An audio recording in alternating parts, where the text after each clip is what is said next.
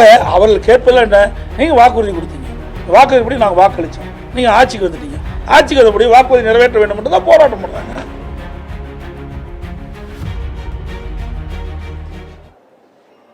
இந்த ஆட்சியை பொறுத்த வரைக்கும் வெற்றி அறிவிப்பு விட்டு இன்றைக்கி கவர்ச்சிகரமாக திட்டத்தை அறிவித்து மக்களை ஏமாற்றி செயல்பட்டு கொண்டிருக்கிற அரசு இன்றைக்கி ஊழல் அரசாங்கம். இன்றைக்கு பல்வேறு துறைகள் ஊழல் பற்றி நடைபெற்றிருக்குது. அந்த எந்தெந்த துறைகள் ஊழல் நடந்திருக்குது என்ற, முறைகேடு நடந்திருக்குது என்ற அந்த பட்டியலிட்டு மேதகு ஆளுநர்கிட்ட கொடுத்து ஆளுநர் நடவடிக்கை எடுக்க சொல்லியிருக்கிறோம். 4 லட்சம் கோடி இது வரைக்கும் நடந்திருக்குது. அது மட்டும் இல்லை, இன்னொரு வேதனையான சமாச்சாரம் பார்த்தீங்கன்னா, எவ்வளோ முறைகேடு நடந்திருக்கு பாருங்கள். 2026-27 நிதியாண்டின் நெடுஞ்சாலைத்துறைக்கு ஒதுக்கப்பட வேண்டிய நிதியிலிருந்து விதிமுறையெல்லாம் மீறி இந்த மாதமே 2000 கோடி சாலை பணிக்கு ஜனவரி மாதம் ஒப்பந்தம் விட்டுருக்குறாங்க. அதாவது 2026-27 நிதியாண்டின் சட்டமன்றத்தில் வச்சு அதுக்கு ஒப்புதல் வாங்கி அப்புறம்தான் ஒதுக்க முடியும். இந்த ஆண்டுக்கு, இந்த நிதியாண்டில் யார் ஆட்சிக்கு வராங்களோ அவர்கள் தான் அந்த திட்டத்தை நிதி ஒதுக்க முடியுமா ஒழிய, இந்த ஆட்சியில் அதை கூட கடைப்பிடிக்காம விதிகளை மீறி முறைகேடாக நடந்திருக்குது.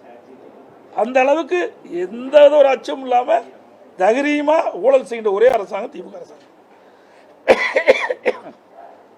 அது மட்டும் இல்லை, அதே போல் 650 கோடிக்கு கிராம சாலைகள் இன்றைக்கு அதை நினைவில் பண்ணணும்னு சொல்லியிருக்கிறாங்க.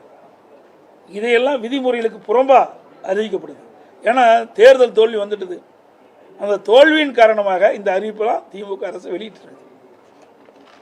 இதையெல்லாம் அண்ணா திமுக ஆட்சி வந்தவருக்கு இப்படி விதிமுறைகளுக்கு முரணாக டெண்டர் விட்டதை, ஒப்பந்தம் விட்டதெல்லாம் ரத்து செய்யப்படும்.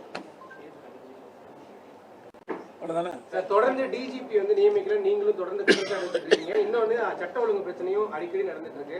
நீங்க டிஜிபி நியமிக்கணும்னு கோர்ட் நீதிமன்றத்தை அணுகிறதுக்கு வாய்ப்பு இருக்கா?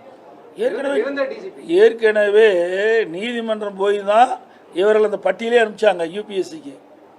பிறகு அது ஒரு கடப்பில் போட்டாங்க. அதுக்கு உச்ச நீதிமன்றம் போய் தான் அப்புறம் அது வேறு 3 பேர் யூபிஎஸ்சியில் வந்து மத்தியில் 3 பேர் அந்த அனுப்பப்பட்ட அந்த டிஜிபி பட்டியலில் 3 பேர் தகுதியானவர்கள் என்று மாநில அரசுக்கு அனுப்புறாங்க.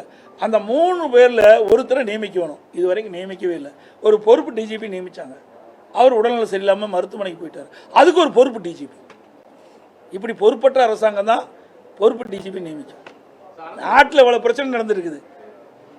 இதில் 3 பேர் பட்டியல், இவர்கள் அனுப்பிய பட்டியலில் இருந்து தான் 3 பேர் தேர்ந்தெடுத்து மத்தியில் யூபிஎஸ்சி அனுப்பிச்சிருக்குது. அதுலேயே ஒருவரை தேர்ந்தெடுக்கிறதுக்கு இந்த அரசு தயங்கிறது தான் தெரியல.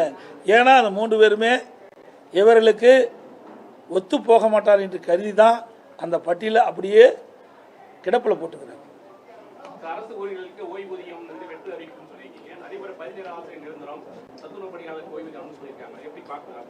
அதாங்க, ஏற்கனவே திராவிட முன்னேற்ற கழக தேர்தல் அறிக்கையில் அறிவிப்பு கொடுத்தாங்க.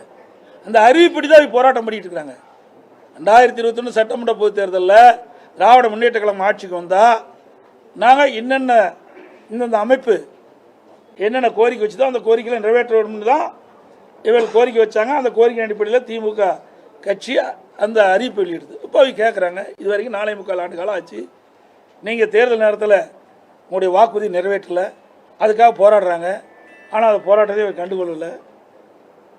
கைது பண்ணி சிறையில் அடிச்சிருக்காங்க. சிறை கைது பண்ணி அங்கே மண்டபத்தில் வைக்கிறாங்க, மறுபடியும் வெளியிட்டுறாங்க. மறுபடியும் போராட்டம் தொடர்ந்து நடந்துகிட்டே தான் இருக்குது. ஆக அவர்கள் கேட்பதில் என்ன, நீங்கள் வாக்குறுதி கொடுத்தீங்க, வாக்குறுதிப்படி நாங்கள் வாக்களித்தோம், நீங்கள் ஆட்சிக்கு வந்துட்டீங்க, ஆட்சிக்கு வந்தபடி வாக்குறுதி நிறைவேற்ற வேண்டும் என்று தான் போராட்டம் பண்ணுறாங்க. நான் தான் ஏற்கனவே நாங்கள் அந்த கூட்டத்தில் சொன்னேன், அத்தனை பேரும் விவசாயிகள் போராட்டம், அதே மாதிரி தூய்மை பணியாளர் போராட்டம், அரசு ஊழியர் போராட்டம், செவிலியர் போராட்டம், சத்துணவு போராட்டம், இப்படி பகுதி நேர ஆசிரியர் போராட்டம், இப்படி பல அமைப்புகள் இன்றைக்கு போராட்டத்தில் இறங்கி இருக்கிறாங்க. செய்திகளை உடனுக்குடன் தெரிந்து கொள்ள கீழ்கண்ட கேபிள் மற்றும் டிடிஎச் நெட்வொர்க்குகளில் எம்நாடு செய்தி தொலைக்காட்சியை காணுங்கள். பாதகம் செய்பவரை கண்டால் நாம் பயம் கொள்ளலாகாது பாப்பா.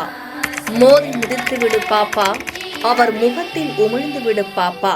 அண்மை செய்திகளை உடனுக்குடன் தெரிந்து கொள்ள இணைந்திருங்கள் எம் நாடு தொலைக்காட்சியுடன்.